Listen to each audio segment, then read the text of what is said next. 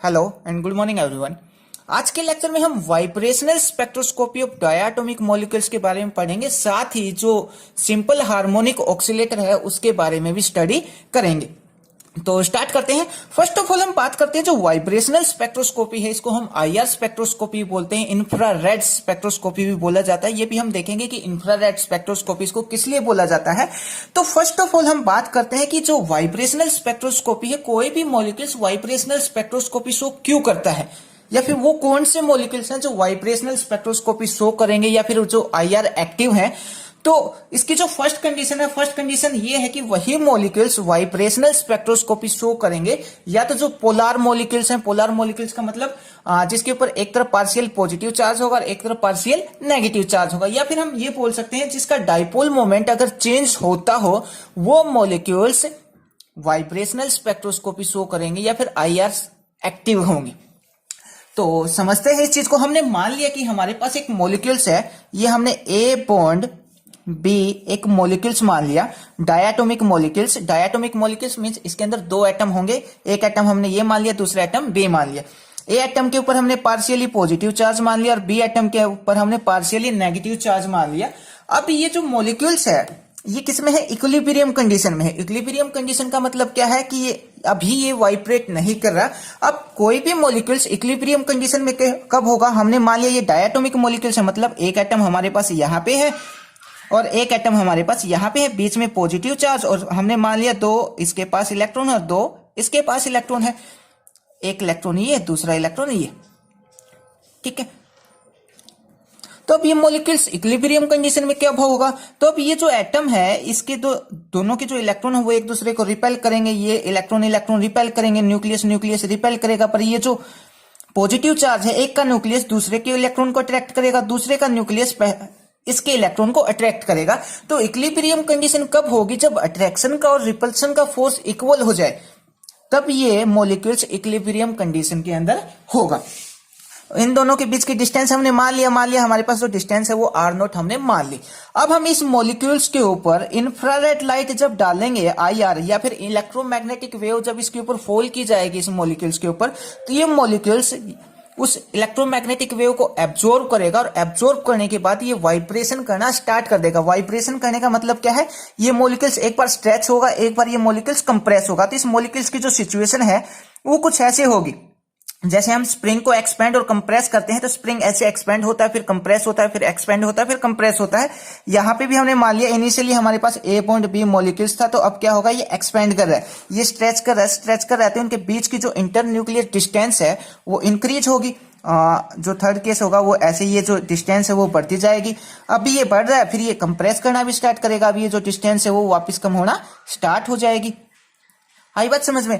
तो ये मॉलिक्यूल्स यहाँ पे जो हमने मॉलिक्यूल्स लिया है ये स्ट्रेच भी करेगा, एक्सपेंड भी होगा, कंप्रेस भी होगा। जब एक्सपेंड कब होगा और कंप्रेस कब होगा, जब हम इसके ऊपर इलेक्ट्रोमैग्नेटिक वेव या इसको बाहर से आईआर इंफ्रारेड लाइट इसके ऊपर फॉल की जाएगी।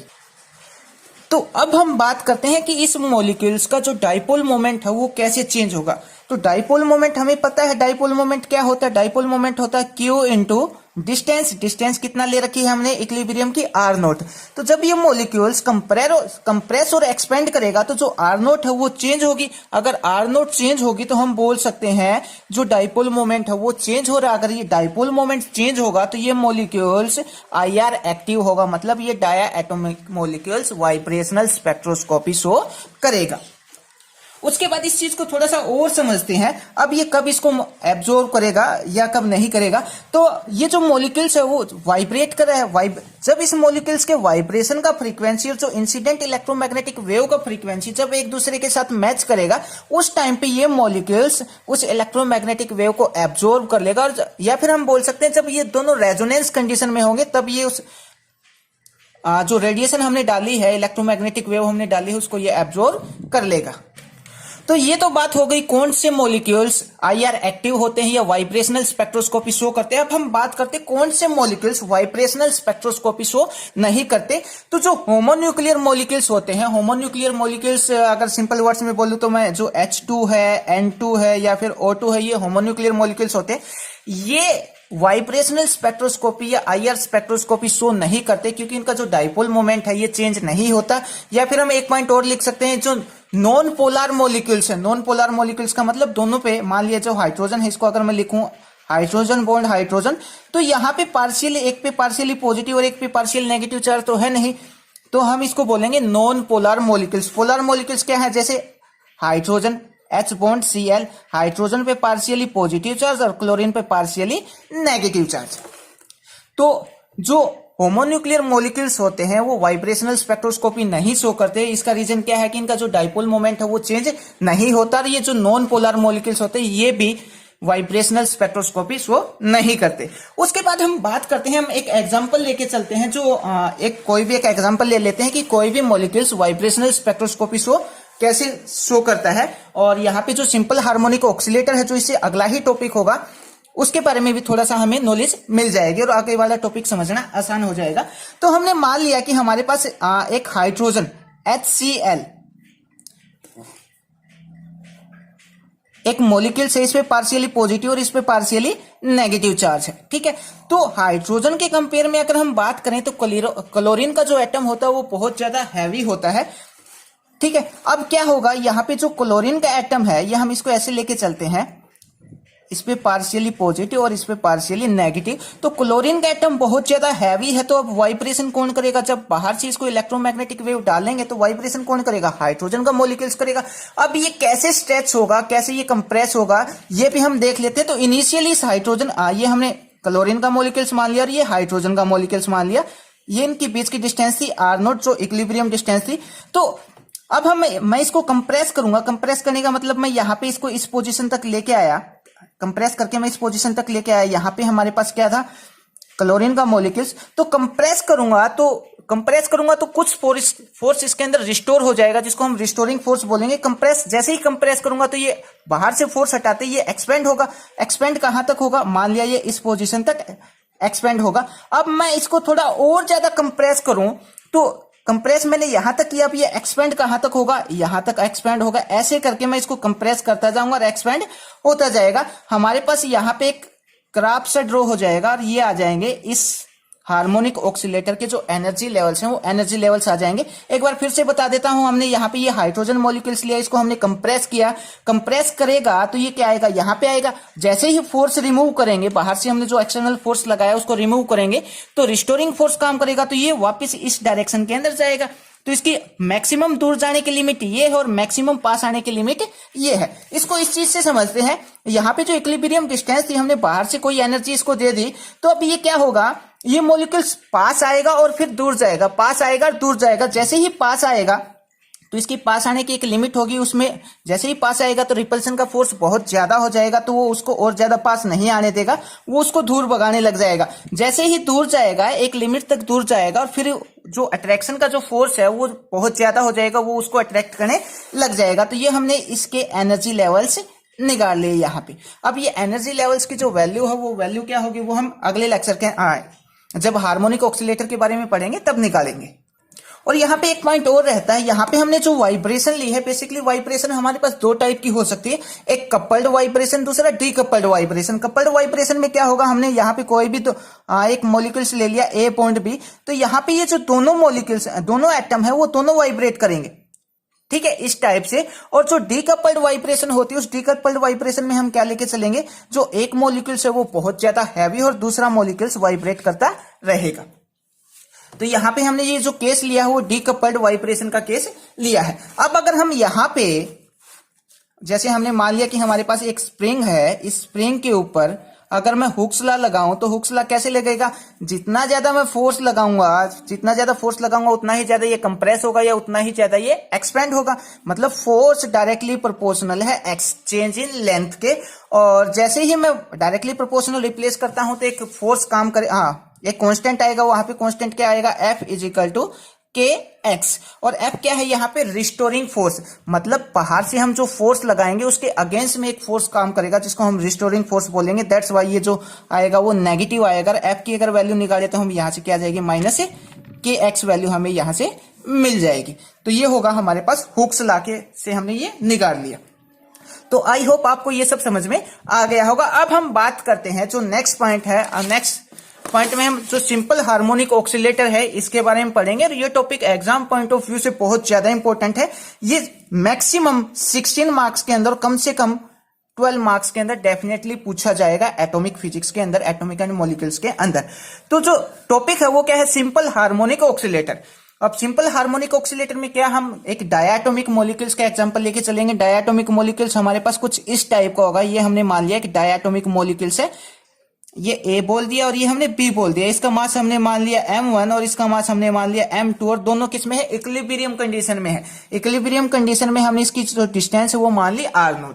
तो जब जैसे ही इसके ऊपर इंफ्रारेड लाइट इसके ऊपर फॉल की जाएगी तो ये मॉलिक्यूल्स वाइब्रेट करना स्टार्ट कर देगा। अब वाइब्रेट करेगा तो इसकी जो लेंथ है, इंटरन्यूक्लियर एक्सिस की जो लेंथ है या इनके बीच में जो सेपरेशन की जो लेंथ है वो इंक्रीज और डिक्रीज करना स्टार्ट कर देगी। तो किसी भी टाइम के ऊपर हमने मान लिया कि इनकी जो लेंथ है, ये A पॉइंट P जो मॉलिक्यूल्स है इसकी लेंथ हमने क्या मान ली, R मान ली।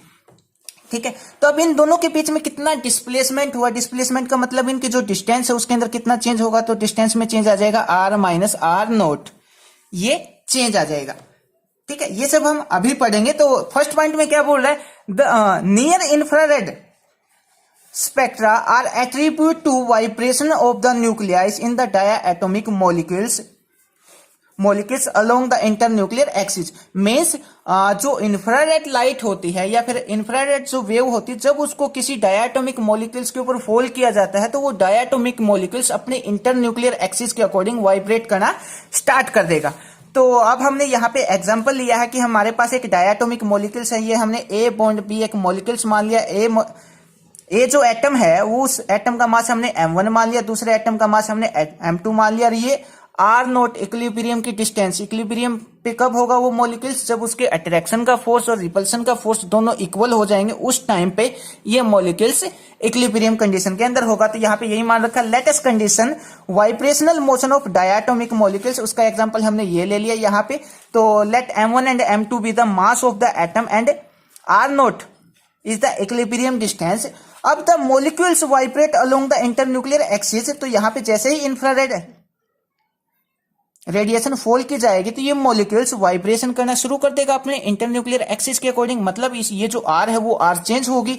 हमने किसी भी टी टाइम के ऊपर जो डिस्टेंस है हमने क्या मान ली, टी टाइम के ऊपर हमने जो जैसे ये चेंज हुआ, एक्सपेंड हुआ, तो हमने इसकी जो डिस्टेंस है वो R मान ली। तो let any instant the vibration motion of separation between two atom is R। दो एटम के बीच की डिस्टेंस R मान लिया। अब हम लेके चलेंगे हुक्स लॉ। हुक्स लॉ क्या होता है, जो स्ट्रेस डायरेक्टली प्रोपोर्शनल होता है स्ट्रेन के। मतलब जितना बाहर से हम फोर्स लगाएंगे किसी भी स्प्रिंग के ऊपर, उतना ही ज्यादा वो क्या या तो एक्सपेंड होगा या फिर कंप्रेस होगा। तो यहाँ पे जो फोर्स है वो डायरेक्टली प्रोपोर्शनल है किसके, चेंज इन लेंथ के। मतलब उसकी फोर्स पे डिपेंड करेगा कि वो कितना एक्सपेंड होगा या कितना कंप्रेस होगा। चेंज इन लेंथ कितना थी हमारे पास, मैक्सिमम लेंथ कितना थी, R, और जो इक्विलिब्रियम की डिस्टेंस थी वो क्या थी, R0। तो हमने यहाँ पे R माइनस R0 रख दिया। और डायरेक्टली प्रोपोर्शनल का, या फिर हम यहाँ पे X भी लेके चल सकते हैं, कोई दिक्कत नहीं है। जैसे ही डायरेक्टली प्रोपोर्शनल हटाया तो हमारे पास K आएगा। K क्या है, यहाँ पे स्प्रिंग कांस्टेंट है। ये फोर्स नेगेटिव साइन इस तरफ था क्योंकि जो बाहर से फोर्स लगा रहे हैं रिस्टोरिंग फोर्स ठीक उसके अपोजिट काम कर रहा है। दैट्स वाई हमने यहाँ पे एक नेगेटिव साइन लिया। नेगेटिव साइन को उठा के इस तरफ लेके आऊंगा, ये पॉजिटिव हो जाएगा, ये नेगेटिव हो जाएगा। अब हमने R माइनस R0 को यहाँ पे X पुट कर दिया। इसको हमने बोल दिया इक्वेशन नंबर 2। उसके बाद अब हमने यहाँ पे लेके चल रहे हैं, हमने मान लिया कि हम यहाँ पे HCl का एग्जाम्पल लेके चल रहे हैं। HCl, और जो क्लोरीन का एटम होता है वो हाइड्रोजन के एटम के कंपेयर में बहुत ज्यादा हैवी होता है। तो हम यहाँ पे मान के चलेंगे जो हाइड्रोजन का जो एटम है उसका मास क्लोरीन के एटम के कंपेयर में नेग्लिजिबल है। मतलब हमारे पास ये जो डायटोमिक मॉलिक्यूल्स है वो टू बॉडी प्रॉब्लम है। अब हम कोशिश कर रहे हैं इस टू बॉडी प्रॉब्लम को वन बॉडी प्रॉब्लम के अंदर कन्वर्ट करने की कोशिश करेंगे। और फायदा क्या होगा इससे, फायदा ये होगा जो श्रोडिंगर वेव इक्वेशन होगी जिसको अब हम सोल्व करेंगे, उसको सोल्व करना बहुत ज्यादा आसान हो जाएगा रिड्यूस मास की हेल्प से। तो इस दो बॉडी का जो मास है वो हम वन बॉडी के मास के अंदर कन्वर्ट करेंगे, टू बॉडी प्रॉब्लम को वन बॉडी प्रॉब्लम के अंदर कन्वर्ट करेंगे with the help of reduce mass. तो m1 and m2 are the mass of the two atom. So reduce mass mu, या फिर m से भी लिख सकते हैं इसको, म्यू से भी लिख सकते हैं, m से भी लिख सकते हैं।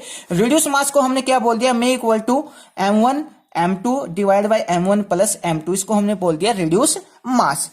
उसके बाद नेक्स्ट पॉइंट की बात करते हैं। According to Newton second law, Newton का सेकंड लॉ क्या होता है, एफ इजिकल टू एम में, सॉरी न्यूटन का second law F equal to m में नहीं होता, पर उससे हम ये निकालते हैं एफ इजिकल टू एम में।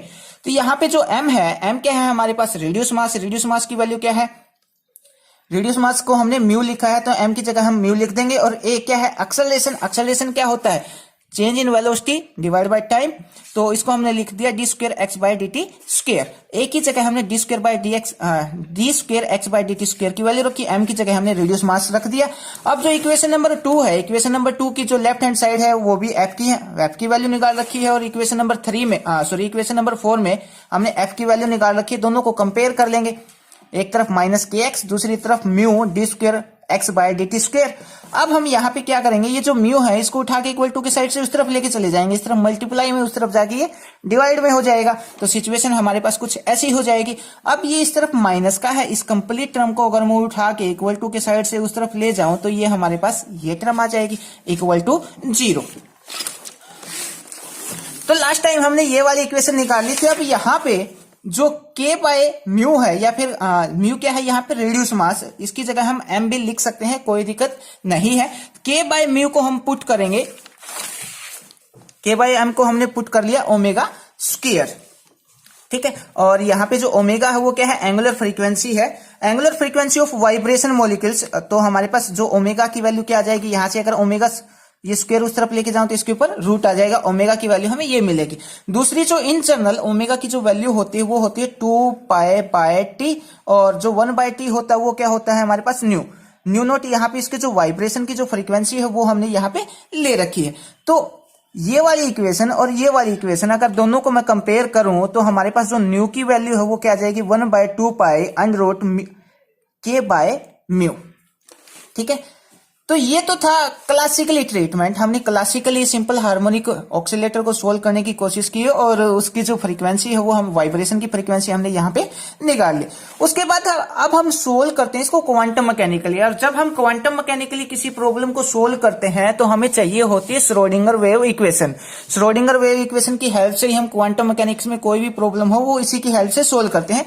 तो जो हमने पहले भी काफी पढ़ा है, जो एक स्प्रिंग होता है, डायटोमिक मॉलिक्यूल्स बिहेव कर रहा है एक स्प्रिंग के जैसे, और जो स्प्रिंग की जो पोटेंशियल एनर्जी होती है वो क्या निकालते हैं हम, 1/2 के एक्स स्क्वायर, ये हम पोटेंशियल एनर्जी निकालते हैं। अगर हम यहां से चाहें तो के की वैल्यू निकाल सकते हैं, के की वैल्यू अगर हम यहां से चाहें तो बड़ी आसानी से के की वैल्यू निकाल सकते हैं। के की वैल्यू क्या आ जाएगी हमारे पास, के की वैल्यू आ जाएगी म्यू ओमेगा स्क्वायर, या फिर एम ओमेगा स्क्वायर, म्यू की जगह हम एम भी लिख सकते हैं। तो जो k की वैल्यू आई, k की वैल्यू हम यहां से जो निकालेंगे ये वैल्यू उठा के हम यहां पे पुट कर देंगे, तो जो पोटेंशियल एनर्जी है स्प्रिंग की या डायटोमिक मॉलिक्यूल्स की हमने वो यहां पे निकाल ली।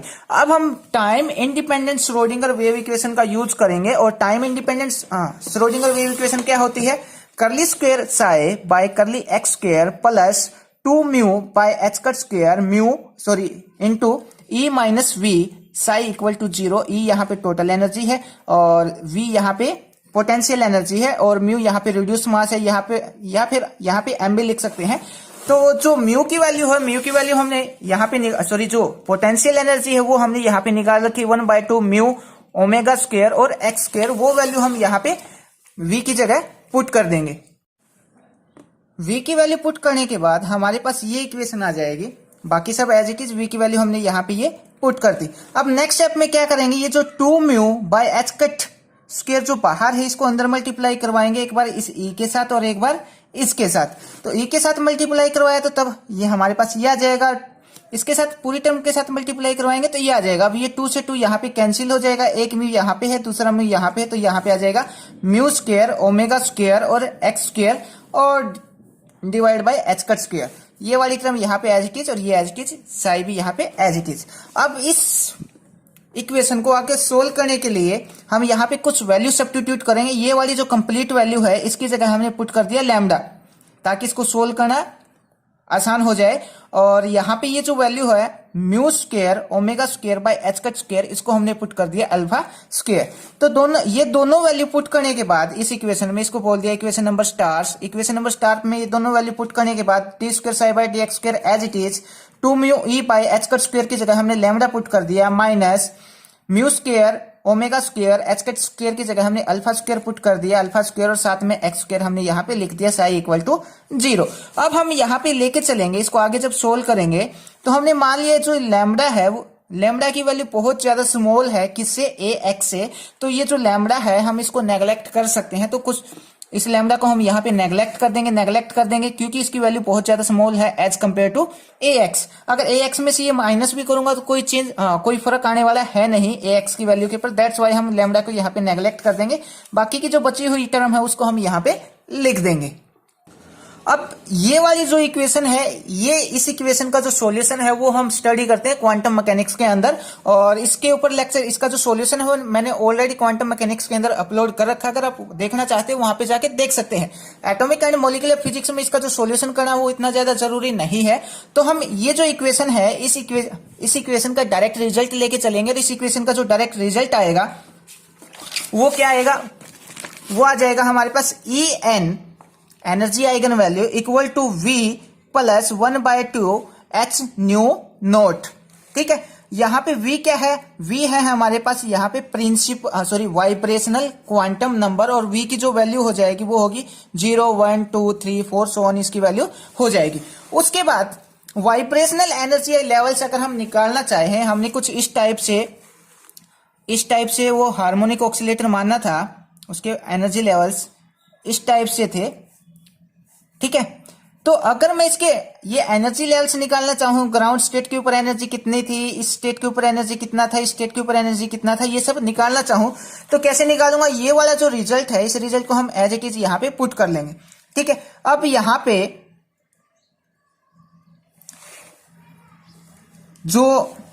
v आएगा, या तो हम यहाँ पे भी एन लेके चलिए, यहाँ पे भी एन लेके चलिए, या फिर यहाँ पे वी ले रहे हैं यहाँ पे भी वी लेके चलेंगे।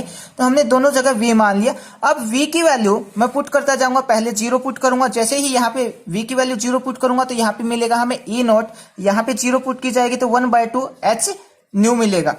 तो जैसे ही हमने न्यू इक्वल टू 0 पुट किया तो हमें ये वैल्यू मिल जाएगी जिसको हम 0 पॉइंट एनर्जी भी बोलते हैं। उसके बाद 1 पुट किया तो ये एनर्जी मिलेगी, 2 पुट किया तो ये एनर्जी मिल जाएगी, 3 पुट किया तो ये एनर्जी मिलेगी। वैल्यू पुट किस में करनी है, ये वाला जो रिजल्ट है इस रिजल्ट के अंदर हम न्यू की जगह 1 2 3 पुट करेंगे, हमें एनर्जी यहाँ पे मिलती जाएगी। अब यहाँ पे ये जो एनर्जी आई है, तो जो फर्स्ट स्टेट है यहाँ पे अगर हम देखें, दो स्टेट की एनर्जी के बीच का अगर मैं डिफरेंस देखूं तो सबके मतलब मैंने पहले जो ग्राउंड स्टेट की एनर्जी थी उसको ई नोट से डिनोट कर दिया, ई नोट माइनस ई1 में से ई नोट माइनस किया और फिर ई2 में से ई1 माइनस किया। हमारे पास जो रिजल्ट आएगा सबका रिजल्ट सेम आएगा, मीन्स इन लेवल्स की जो एनर्जी होगी वाइब्रेशनल स्पेक्ट्रोस्कोपी के अंदर, इन लेवल्स की जो एनर्जी होगी वो इक्वली स्पेसिंग होगी। तो the vibrational energy levels of diatomic molecules are discrete and quantize. सारे के सारे जो एनर्जी लेवल्स वो डिस्क्रिएट और क्वांटाइज होंगे। यहाँ पे हमने ये एनर्जी लेवल्स यहाँ पे डिनोट करके बता दिए एनर्जी लेवल्स कैसे होंगे। ई नोट एनर्जी लेवल्स ये होगा, ई नोट एनर्जी लेवल्स की जो एनर्जी है वो क्या होगी 1/2 एच न्यू नोट, इसकी वैल्यू क्या होगी 3/2 एच न्यू नोट। इस लेवल की एनर्जी क्या होगी 5/2 एच न्यू नोट, इसकी 7/2 एच न्यू नोट। ऐसे करके सबकी हम एनर्जी वैल्यू यहाँ पे लिख सकते हैं, या फिर हम इसको एक दूसरे तरीके से लिख के बता सकते हैं। इस टाइप से हमारे पास एक ग्राफ बनेगा जैसा कि हमने HCl के अंदर बनाया था।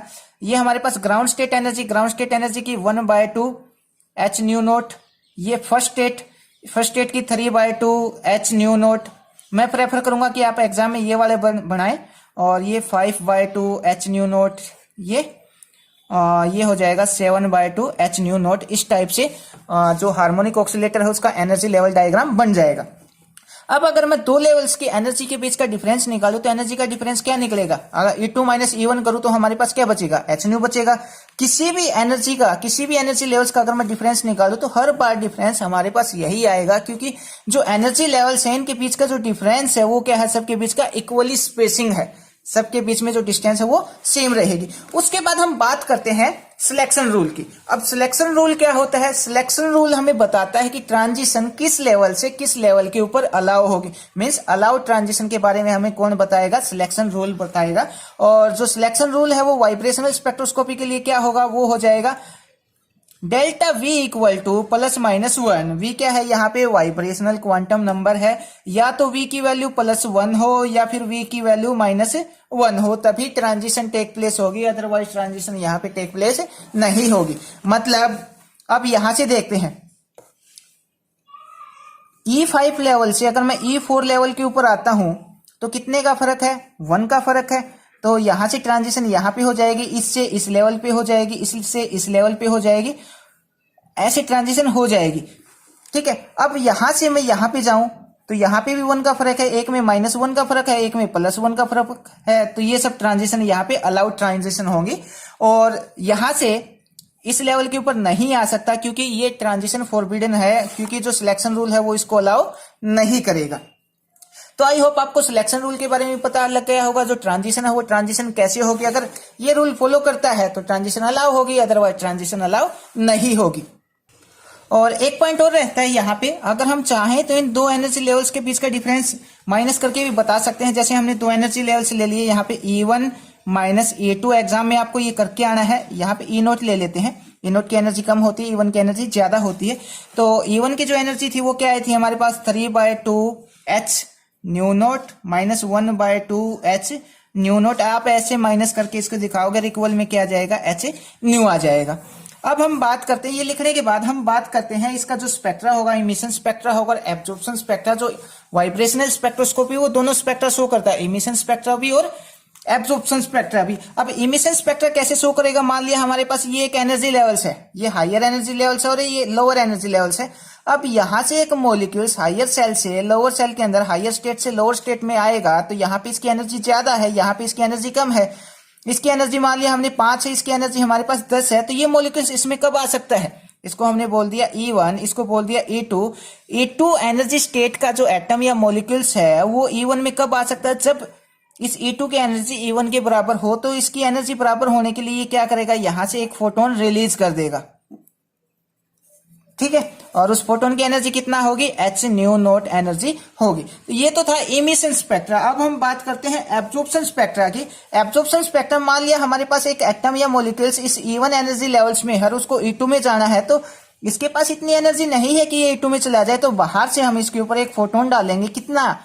h ν0 एनर्जी का। जैसे ही ये फोटोन डालेंगे तो ये उस एनर्जी को एब्जॉर्ब करके एक्साइटेड स्टेट के अंदर चला जाएगा।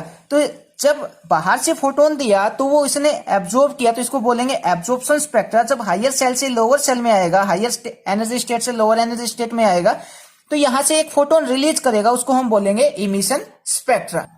अब हम बात करते हैं ये जो फोटोन रिलीज हुआ है उसका रीजन कौन सा होगा? रीजन ऑफ स्पेक्ट्रम क्या होगा हमारे पास?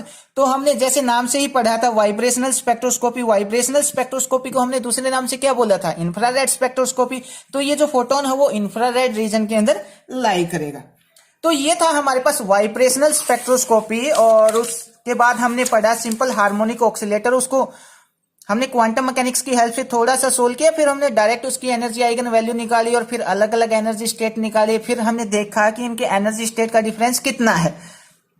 ठीक है, फिर सिलेक्शन रूल के बारे में पढ़ा। तो आई होप आपको ये सब समझ में आ गया होगा। वाइब्रेशनल स्पेक्ट्रोस्कोपी, कौन से मॉलिक्यूल्स हैं वो जो वाइब्रेशनल स्पेक्ट्रोस्कोपी शो करेंगे, जो पोलर मॉलिक्यूल्स हैं, या फिर मैं ये बोल सकता हूं जिसका डाइपोल मोमेंट अगर चेंज होता है वही मॉलिक्यूल्स वाइब्रेशनल स्पेक्ट्रोस्कोपी या फिर इंफ्रारेड स्पेक्ट्रोस्कोपी शो करेंगे। या फिर इसको हम बोल सकते हैं IR एक्टिव। कौन से मॉलिक्यूल्स होंगे? जो हीटेरोन्यूक्लियर मॉलिक्यूल्स होंगे। हीटेरोन्यूक्लियर मॉलिक्यूल्स मतलब जिसके न्यूक्लियस अलग अलग होंगे, जैसे HCl है, ये हीटेरोन्यूक्लियर मॉलिक्यूल्स है। अब कौन से मॉलिक्यूल्स हैं जो IR स्पेक्ट्रोस्कोपी शो नहीं करेंगे?